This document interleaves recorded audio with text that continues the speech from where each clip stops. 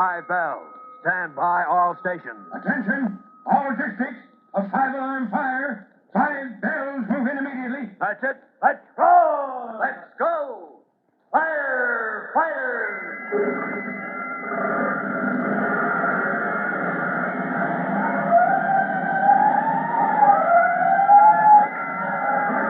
Presenting Firefighters, the true-to-life story of our unsung heroes who stand ready to ride by day or night against our most murderous enemy, the demon of fire. In just a moment, we'll join Chief Cody and rookie fireman Tim Collins at the fire in the storage loft, where a few minutes ago, Tim penetrated the smoke and flames on the stairway in order to bring down a friend of his from the engine company who had been overcome by smoke. From then on, he had been busy with the inhalator trying to revive Andy Parker. It was this fact that had kept Tim from the beating his buddies had taken and left him fresh and ready for the surprise assignment Chief Cody is about to spring. What that was, we'll see right after this message.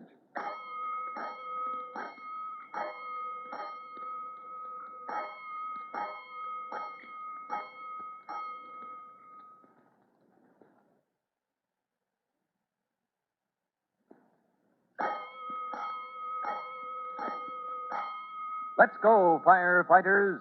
Let's join Chief Cody and rookie fireman Tim Collins near the rescue company truck, where Tim is putting away the inhalator used to revive his friend Andy Parker, who had been overcome by smoke. For the moment, Tim had completely forgotten a question in his mind since he arrived at the fire. Why had the chief indicated it was dangerous to use water on the bales of rags burning on the second floor? But he's about to be reminded of it in a very personal way, as Chief Cody said. With that back wall blazing up there, we've still got a fire on our hands, as Lieutenant Dillon here can tell you. That's only too true, Chief. Yes, but I don't understand, sir. The lieutenant ordered his men out of the first floor, and you said the rescue company would be out those windows and down the ladders soon. That's right, Tim. Well, then may I ask, sir, who's going to relieve them? You and me, Tim. I hate to ask you, but you and I are about the only ones who've had it easy so far. Well, sure, sir, but why should you? Well, this is a job I wouldn't ask anybody else to do. But the job must be almost done, Chief. If the fire's out in those bales of rags up there, that means tons of water will already soak that room down. That's the danger, Andy. Remember our talk, Tim? Well, yes, sir, but nothing happened, Chief. How can you say using water on this fire was dangerous, sir? By now, those bales of rags have soaked up 3 times their normal weight in water. Chief Cody checked with the building inspector, Collins. That's a terrific load for that floor to bear. Oh, yes, that room was piled high with bales and... Oh, I get it. Using water has made it possible that that floor might collapse under the weight. That was a chance we had to take from the beginning. No one can say how the fire has weakened the floor structure. That's the chance we have to take. It's kind of ironic, isn't it, Tim? That water, not fire, may endanger our lives. That's the chance somebody has to take now. We'll take it in our stride, Chief, whenever you say the word. You'll need another man, won't you, Chief Cody? To handle the hose from the ladder, yes. The lieutenant... If Lieutenant Dillon will pardon me, I wasn't thinking of him, sir. Great Scott, Andy. You came within an inch of losing your life a few minutes ago. If it hadn't been for Tim Collins here... Well, that's why I'd kind of like to tag along now, sir. 2 men can't handle a situation like you've got on the second floor. I owe Tim a favor. I can't order any more men. I'm volunteering, sir. Well, I don't know. What do you say, Lieutenant? I think Andy's out on his feet and he doesn't know it. Oh, gosh, sir, I've spent half my time at this fire unconscious. Don't you think I've had enough rest? I'm fresher than Collins any day. That's a fact, sir. And the Chief would have me polishing grass, Andy, if I put up half this argument now. Okay, Andy, you win. Come along, both of you. And no more wisecracks. You save your strength for what's ahead. You'll need it. A moment later, Tim and his friend Andy Parker follow the chief up the ladder and climb over the sill into the second floor of the loft. Heavy, solid masses can be dimly seen. They are the bales of rags so wet down and sodden as to be hardly recognizable. The 3 men slosh their way through ankle-deep water, following the hose right up to the nozzle where a group of exhausted rescue company men are playing at stream on a blazing wall at the far end. Then, one by one, the tired firemen stumble back toward Lieutenant Dillon at the window and down the ladder, until only the chief and the 2 younger men are left.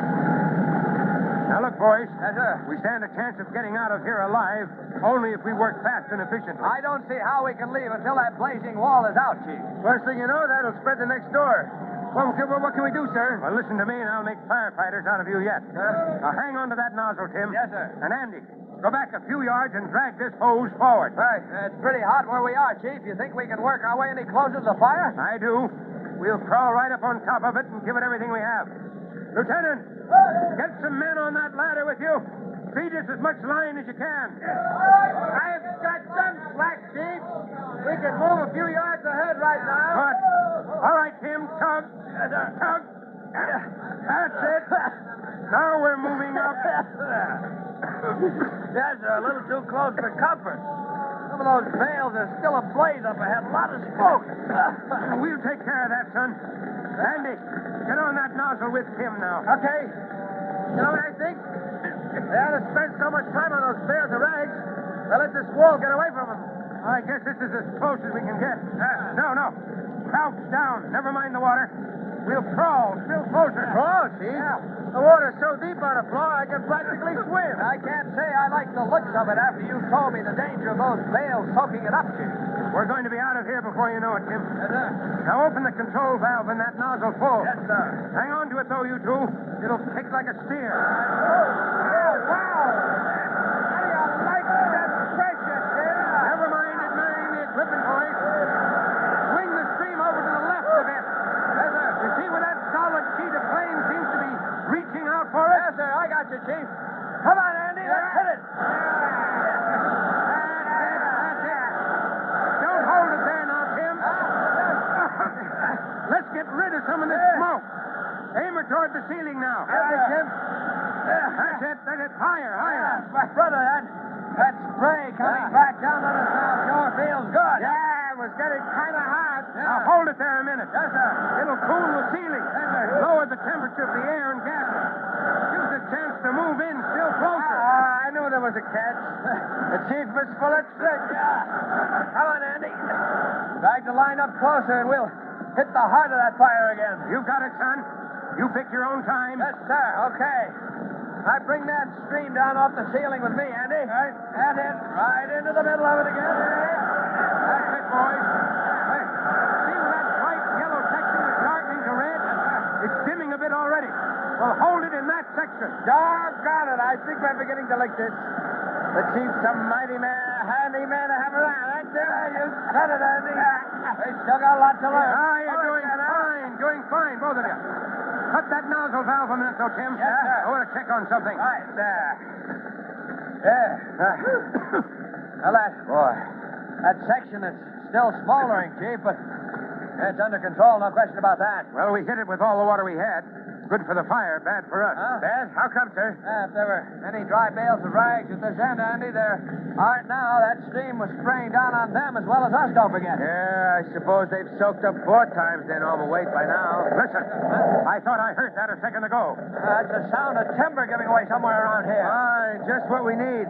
Where do we go from here? Back along this line to the window and fast. Drop that nozzle, Tim. Come on. Sir. I guess we can all drag it out after we get on the ladder. Watch your step, boys. Yes, sir. The water in here is ankle deep. It's only too easy to slip. I've got that same feeling you get skating on thin ice. Yeah. Like it was going to crack under you any minute. There's the window over there to your left, Andy. We better climb over this row of bales. Quicker that way. Stop up. Let me give you a hand, Chief. Okay, Andy. You make it all right, Tim? Yes, sir. Slippery, though. This stuff has been soaked into a solid mass. I guess you'll never forget what I said about water sometimes being more dangerous than the fire itself. Hurry up, Chief. If that floor isn't sagging, I'll eat my helmet. Right with you, Lieutenant. You're first, Andy.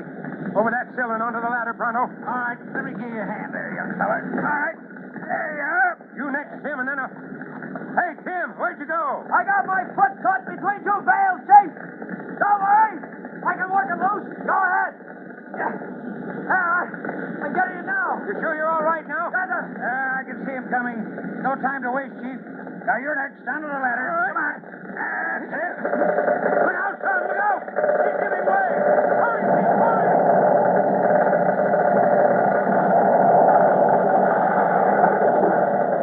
Before the horrified eyes of Chief Cody and the lieutenant clinging to the ladder outside the building, the floor within gives way under the tremendous weight of the water-soaked bales. They stare dully through the window at empty space within. The back wall gave way. I think the floor broke through first. The weight of the bales the heavy timbers, the masonry, it's all plunged down through the street floor. And in that rubble down there below, buried under the weight of it. Poor Tim. And he went down with it. Yeah. Clear to the basement. Now he's buried.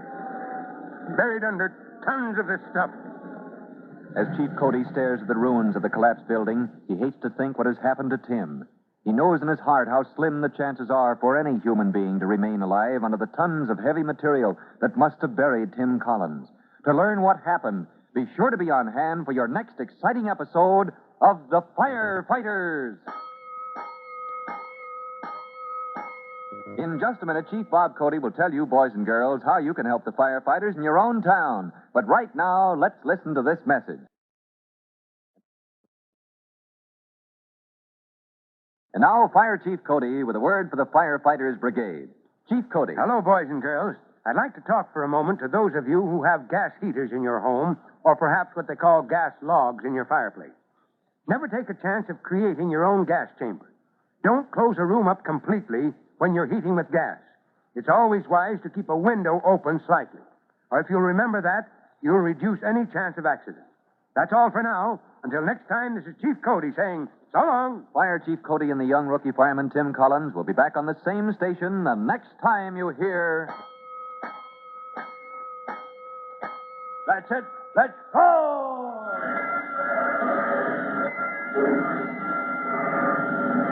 Let's go!